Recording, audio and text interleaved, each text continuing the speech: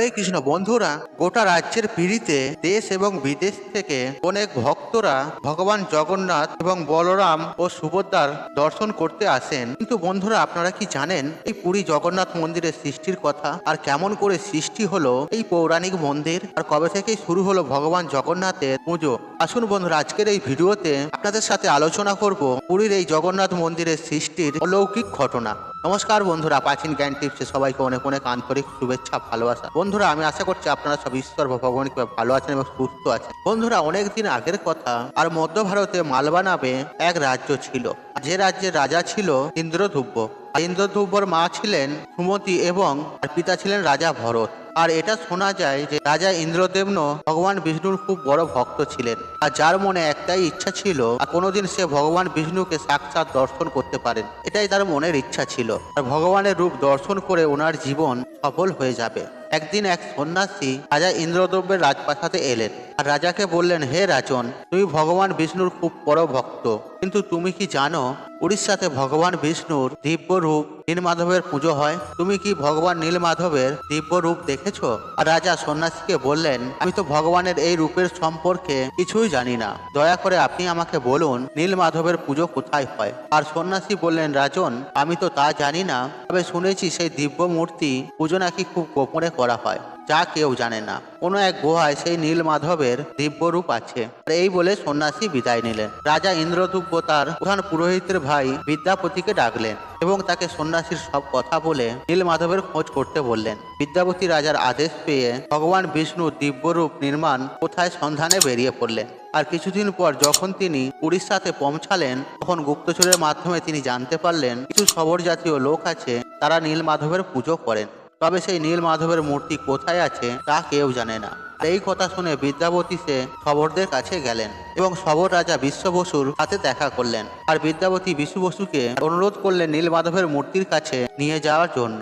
আর বিশ্ব বসু বিদ্যাপতির কথা শুনে আর তাকে বললেন, হে অসম্ভব, সেই দিব্য মূর্তি আমি কাউকে দেখাতে পারবো না। এই কথা শুনে বিদ্যাপতি চিন্তিত হলেন এবং মনে মনে ঠিক করলেন যে যেমন করেই হোক নীলমাধবের মূর্তি আমাকে দেখতেই হবে। আর কিছুদিন যাওয়ার পর বিদ্যাপতি বুঝতে পারলেন বিশ্ব বসু নীলমাধবের প্রধান উপাসক, আর তিনি নীলমাধবের মূর্তি কোনো গুহায় লুকিয়ে রেখেছেন। আর বিদ্যাপতিও হার মানার পাত্র ছিল না, তিনি সেই শবরদের রাজ্যেই বসবাস করতেন শুরু করলেন। আস্তে আস্তে শবর রাজার কন্যা ললিতার সাথে প্রেম হলো বিদ্যাপতির এবং তারা বিবাহ করলেন। আর কিছুদিন কেটে যাওয়ার পর বিদ্যাপতি তার পত্নী ললিতাকে বললেন সে যেন তার পিতাকে বলে বিদ্যাপতি নীলমাধবের মূর্তি দেখার সুযোগ করে দেয়।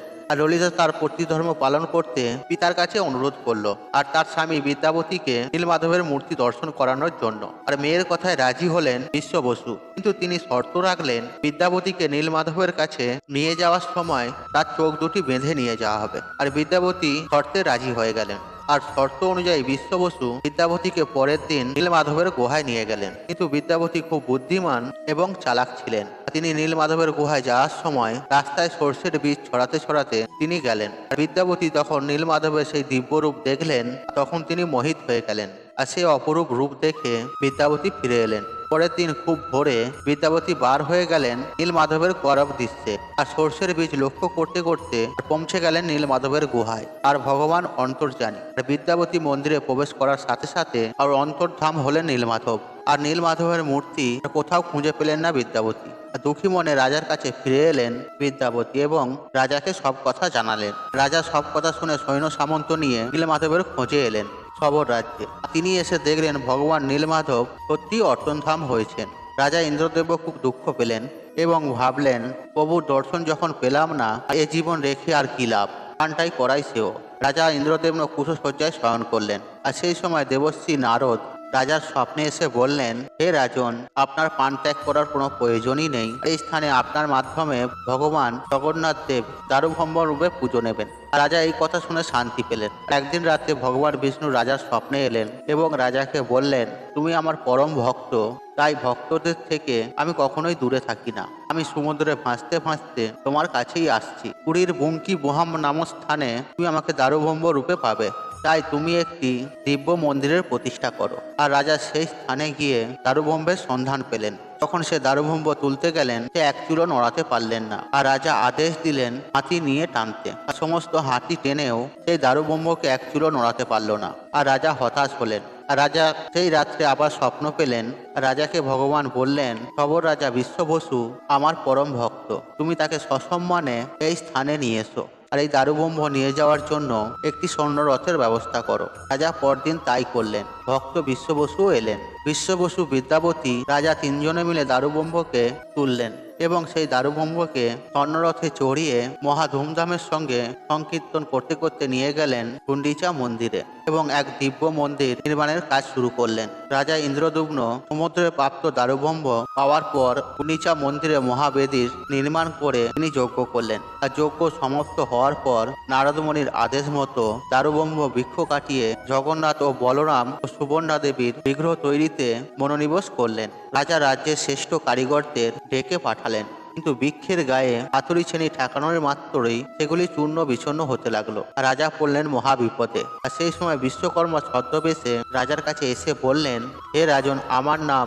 অনন্ত মহারানা, আমি মূর্তি তৈরির কারিগর। আমি এই মূর্তি গড়তে পারবো। আর মূর্তি তৈরি করতে আমার একটি বড় ঘর এবং ২৫ দিন সময় লাগবে। তবে আমার একটি শর্ত আছে, ২১ দিন দরজা বন্ধ করে আমি কাজ করব। কেউ যেন আমাকে বিরক্ত না করে। রাজা কারিগরের শর্তে রাজি হলেন। শুরু হলো মূর্তি তৈরির কাজ। ১৪ দিন কাজ চলল নির্রুখে। আর ১৪ দিনের মাথায় রানী ভাবলেন, কোনো শব্দ নেই, তাহলে কাজ সম্পূর্ণ না হওয়ার আগেই বৃদ্ধ কারিগর মারা গেলেন। রানী জোর করে প্রহরীদের বাধা উপেক্ষা করে দরজা খুলে দিলেন। আর দরজা খুলে রানী দেখলেন কারিগর নেই, শুধু অসম্পূর্ণ ভগবানের মূর্তি পড়ে আছে। আর রাজার কানে খবর যাওয়া মাত্র রাজা ছুটে এলেন এবং রানীকে খুব বকলেন।